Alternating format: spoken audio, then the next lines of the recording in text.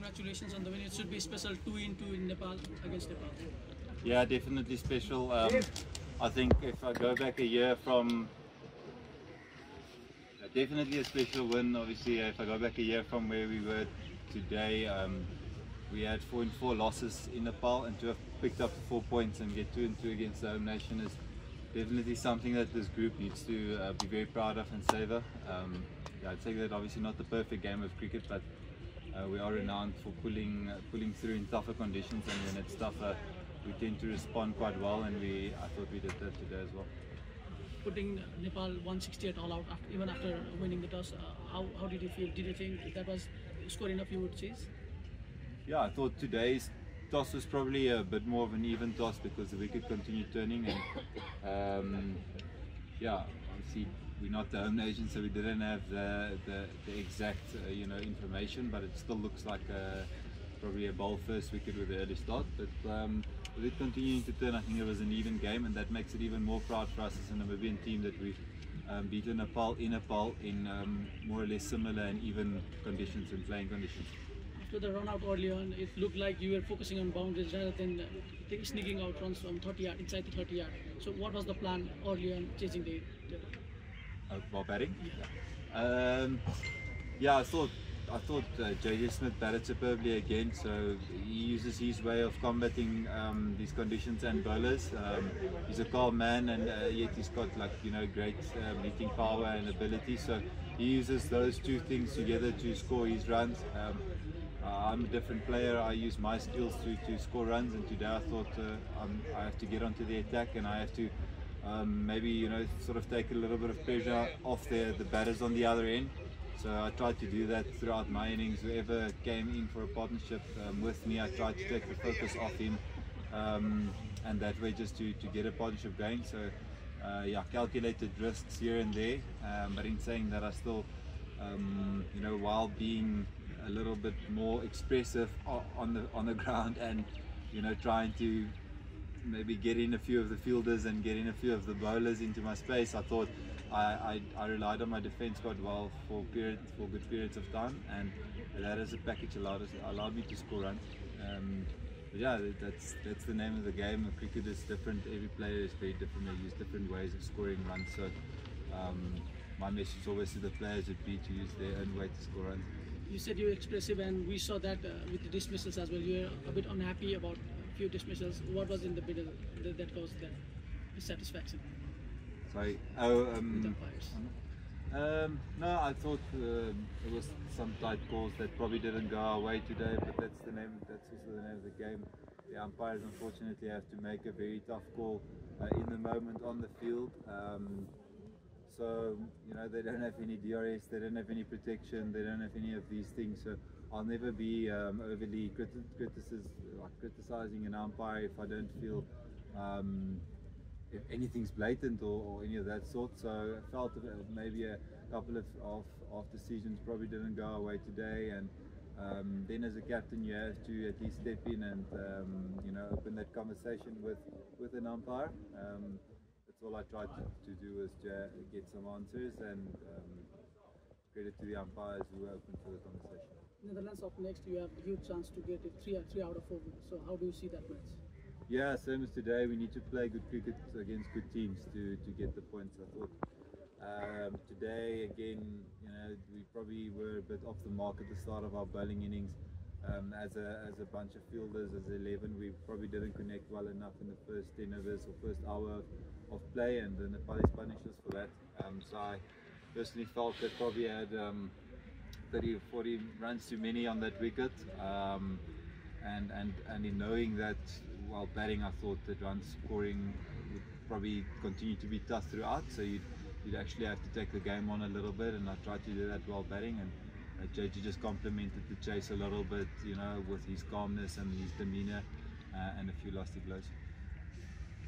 Obviously, you're regarded really highly in the associated world, and you are finding gaps all the batters were finding. Now you've added a bowling element to your game as well. Where do you see yourself as a player at this stage in your career? I mean, you've added responsibilities to yourself. Yeah, I try as a cricketer to continuously improve myself. I've done that since as a youngster, I've played quite a long time with Namibia, so that is one of the things that is in my favour, is sort of a 10 or 11 year experience in the international world. So as a bowler, I've tried to improve all the time. As a fielder, I'm always there and thereabout, and trying to put myself, my body on the line for the bowler. And you know, if it comes to captaincy, then I need to contribute as a captain, whether that's at the hotel or whether that's on the field or tactically. Yeah, I try to make myself as round as possible, I guess, as a captain, and as an all-rounder you need to try and do that and be four-dimensional sort of person in the changing room. And I guess it's nice to have, for myself it's nice to have 4 dimensions to be able to contribute in, because on any given day when luck doesn't go your way in one of the dimensions, then you still have 3 other pins to rely on and really contribute to the team. So yeah, that's been my philosophy for my whole career, is to just better myself in all of those facets. And world cricket continues to give everyone opportunities if you continue to perform at the level you're at. And as an associate cricketer, you don't only want to see yourself as you don't want to scope yourself in only associate cricket. You want to, as anyone else, make it further and better and be better. And someone like Gerhard Erasmus is not necessarily from the associate world, but from a middling, you know, Zimbabwe career. After speaking to him about it, he's someone that has exploded onto the scene and really taken that mindset away from being labelled as just an associate cricketer, but to being an international cricketer. And as I said, there's many opportunities out there in the world these days for the associates to partake in the T20 World Cup, of which Nepal is going to be one of the teams, being one of those opportunities. And I'm sure lots of doors will open for Nepali individuals if they do well on the big stage. One last.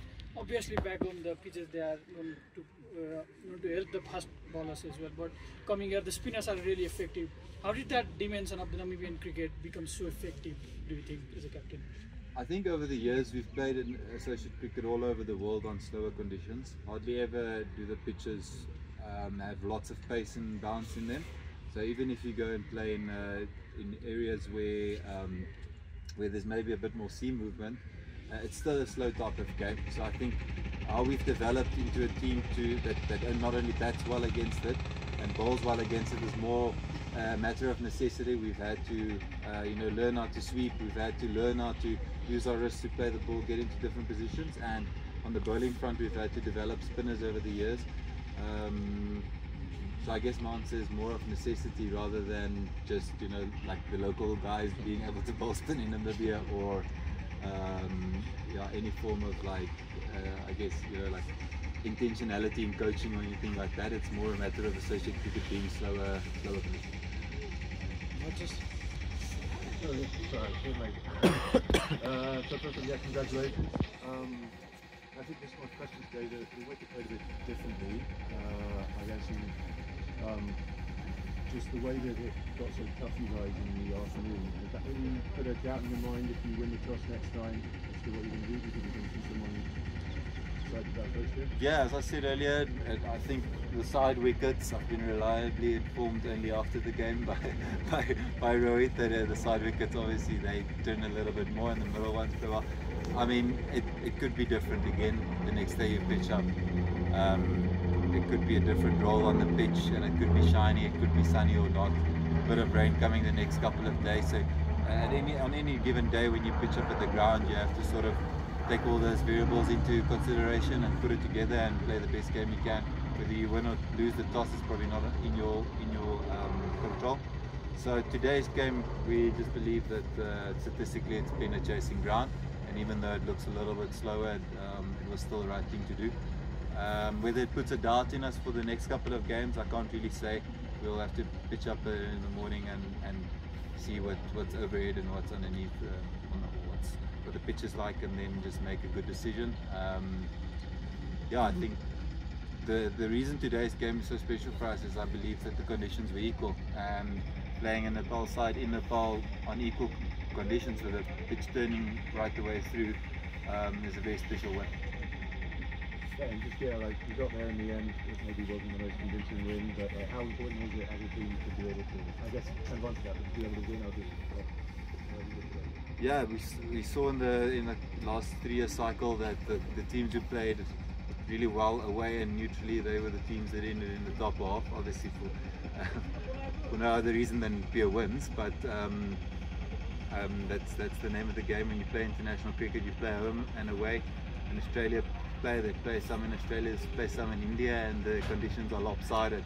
And as an international cricketer, you have to have not only the skill but also the willingness and mentality to come to those countries and adapt your game and play well. That's it.